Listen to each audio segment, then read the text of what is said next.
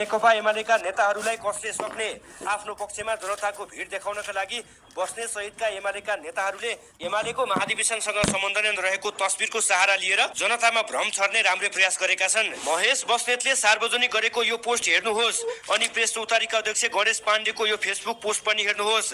आफूलाई प्रेस चौतारी बझाङको सचिव बताउने वचनराज जोशीले त झन् तस्बिरमा आफ्नो नाम नै लेखेर जनता झुक्याउने प्रयास गरेका छन्।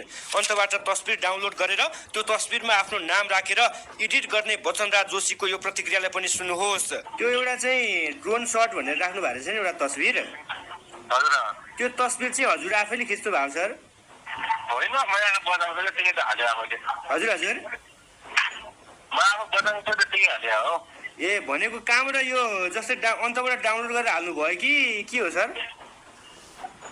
अन्यबाट डाउनलोड गरेँ हो मैले। ए भनेको त्यो नाम चाहिँ तपाईँले किन राख्नु भएको रहेछ त्यही भएर? हजुर ए अनि त्यो ड्रोन शट वचनराज जोशी भन्नुभएको रहेछ?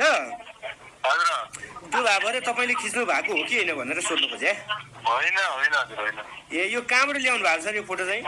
है सामाजिक सञ्जालमै भेटाएको छ, त्यहीँ डाउनलोड गरिरहेको थिएँ मैले। ए त्यो एआईबाट सिर्जित हो कि के हो त त्यसो भए है?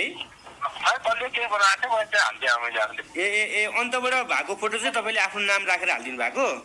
हो हो हो। ए ल हुन्छ। अनि हजुर चाहिँ यो एमालेको नेताहरूको कतै सचिवालयतिर कतै हुनुहुन्छ सर? हजुर अब 4 तारिकमा पनि त्यो 2 तारिकमै छु। ए 4 तारिकको चाहिँ के हुनुहुन्छ सर अहिले तपाईँ? बजाङ सचिव छु। बजाङको सचिव हो? हजुर भनेको हजुर चाहिँ प्रेस 4 तारिकको बजाङको सचिव होइन त सर? हजुर हजुर। ए ल हस्, थ्याङ्क यू सर। हस् हस्। हस् धन्यवाद।